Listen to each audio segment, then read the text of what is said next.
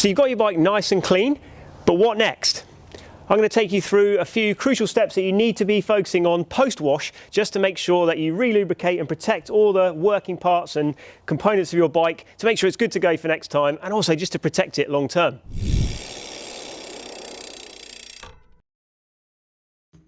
Okay, so what we're going to need to do first off, I always want to start with basically just getting rid of all that surface water. So microfiber cloth is my preferred method, just a quick wipe down. Get rid of all that kind of the surface water. So also that'll pick up any last remaining bits of dirt and grime that have got left behind from the clean. And another really good thing to do at this point is actually, if you've got your bike in a work stand like I have here, which I hope you have, to be honest, because that's going to make your life an absolute ton easier, drop it out of the work stand, just bounce the bike a couple of times on the floor.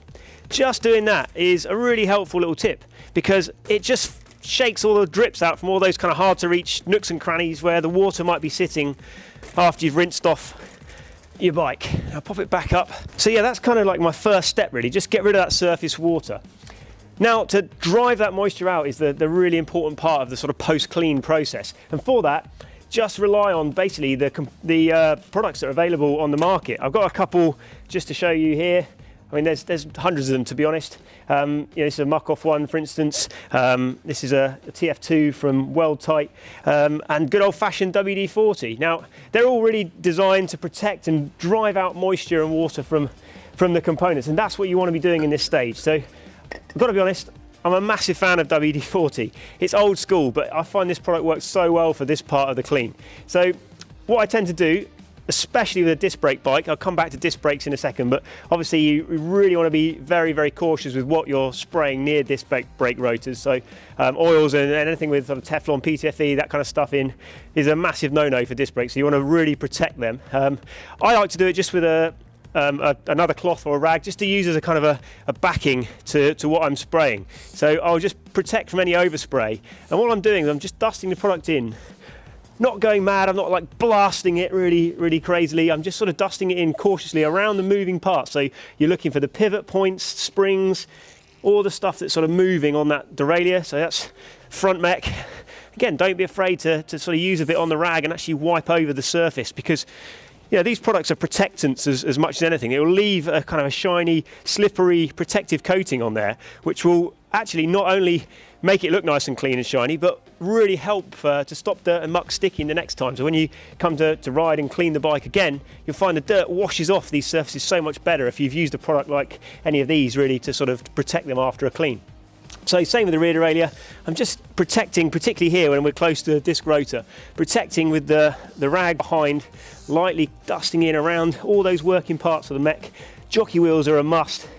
Get that moisture away from those jockey wheel bearings. They have a habit of seizing up otherwise. Yeah, just run that through.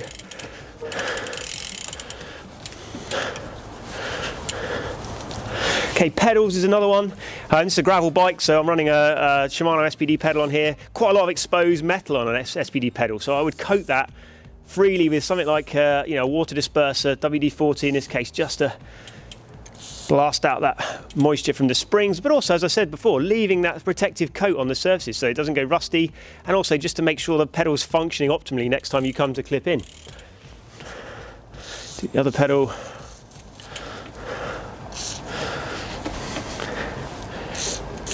So just focusing on all those sort of working parts, and as I said, don't be afraid to just have some on the rag and actually use it to wipe surfaces. It's really good to wipe over chain rings and things, just like so, because it leaves that protective coating and quite a nice shine, to be honest. As I say, get back to like a showroom shine in absolutely no time at all. I'm doing all this real time so you can see how long I'm taking over this. Other areas you might want to do, I'd quite like to dust in a bit of water disperser behind where the bottom bracket bearings sit in the BB shell, where the crank arms meet the bearings, just because you get moisture sitting in there and you don't really want that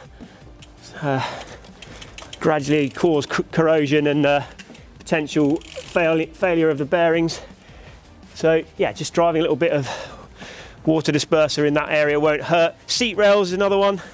not a moving part, but actually this is more just for creaks and nasty noises, because you'll find if you let water and dirt sit in your seat rails long term, then yeah, that tends to cause corrosion and they'll start creaking and all sorts. So yeah, just dust a bit around there, that won't do any harm. And also I quite like to do the underneath the top headset cup there, just where water can sit, and even just in that gap there on this particular bike. Not all bikes are the same obviously, but here we've got an obvious gap where moisture can sit in there, so just run some disperser in there. Again, being really careful, I'm not blasting and having tons of spray go everywhere, just directing the nozzle really cautiously and wiping always with the rag. So that's kind of the main components that I'd be looking to make sure I'd lubricated post clean. On this particular bike as well, this is a Cannondale Topstone gravel bike, so this has actually got a suspension pivot on the seat tube. So in actual fact on this bike I'd also be keen to give those two pivots a little bit of a go over as well, and again just wipe excess off. Now I mentioned the disc brakes. This is one product that I have found. It's by a company called Duck Smart. This is called Bike Easy. This is quite unique actually, in that it's one of the few products which is a kind of an all-round product really. It's a water disperser, a protectant, a bike detailer as well, which you can actually spray and not worry about getting it onto your disc rotors, because there's no ingredients within this which would contaminate your braking. So this is really good, I find, for hub shells, things like that. Particularly, you know, this bike's got straight pull spokes, so the way that the spokes lie on the hub flange is just another area for water to sit, moisture. You want to kind of, that's what you're looking for in this sort of post-clean phase, is where water and grime will just sit and gather, and over time that'll just get grotty. You know, and again, that's another point. Cleaning your bike regularly will really help with the build-up of this grime. If you do your bike ideally every ride, but certainly every couple of rides, you'll find that you don't ever get this monumental build-up of muck. So you're never in that situation where it's just a massive task to get your bike clean. Little and often is definitely the way to go with bike cleaning. Okay, so final steps then, I guess. Well, let's cover chain re-lubing before we do the final step. We have actually got another video up on the channel which really sort of focuses in on how to lube a chain, so do watch that if you want to see the detailed version of how to lube your chain. But essentially what we're doing is making sure the chain's nice and dry. In an ideal world, I'd sit my bike in the sunshine for an hour before I did this. You know, I'm lucky enough to have an airline, so I'd actually use that in some cases to blast the water out with the airline. That's great. But if you don't have all that, just make sure you get the chain as dry as possible. Even just backpedaling fast and just sort of doing a few of that kind of motion where you can just get the chain to turn quickly. It will fling that water out of the links, and that's what you're trying to do really, is get the water, drive the water out. I don't tend to use a water disperser on the chain because I feel like that tends to have a negative effect then on the oil or lubricant that you're putting on there. And some lubricants, in fact, you have to be careful not to do that. If you're using a wax lube, for instance, you certainly wouldn't want to have any other type of lubricants mixed in there with the chain. But I'm just going to use a simple oil-based ceramic lube for this demonstration. So all I would do is lube the chain in this area here, because that's the easiest I find to access. You can see what you're doing nice and easily. Backpedaling the whole time, light stream of oil on one side and then into the central part of the link and then over to the other side. So I'm kind of covering across the chain. As I said, there is a more detailed video up on our channel for that. And then I would backpedal just a couple more revolutions just to be certain that that had all kind of worked its way into the link. Again, it's a good idea to do that. You know, your bike's now nice and clean, you've got that oil in there, and that's going to have some time. Even if you're riding again tomorrow, that lube's now got a little bit of time to work its way into the inner workings of that link. The worst time to lube your chain is just before you leave to go on a ride, because then the oil hasn't had a chance to penetrate properly into the link, and it's going to potentially fling off a good chunk of it rather than actually all of it doing what it's supposed to do. Okay, so yeah, on to that final step then that I mentioned with the disc brakes. Obviously, if you don't have a disc brake bike, that's irrelevant, but this is a disc brake bike. So, disc brake cleaner. Again, a product that's available from lots of different brands, but this is a World Type 1. Not particularly expensive, but an absolute lifesaver in terms of your disc brake pads and so on. So, as I said, oils and things, contaminants cannot be left on your disc. We want to avoid them getting on there anyway, but just in case, if you think there's a chance that some may have got on your rotors, always the safest bet is the final stage of your clean is to do this. So a good liberal coating of disc brake cleaner. I generally spin the wheel, watching my fingers don't get caught anywhere near any sharp edges on the rotors, using this blue cloth, bit of blue tissue that I use in the workshop. Yeah, generous coating of disc brake cleaner, spraying it on the rag, just holding the rag lightly with my thumb and forefinger there and letting the disc rotor run through that.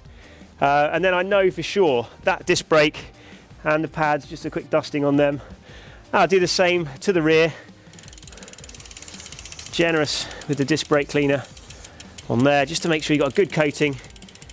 And this stuff will evaporate really quick, so you can just literally just dust it in and leave it.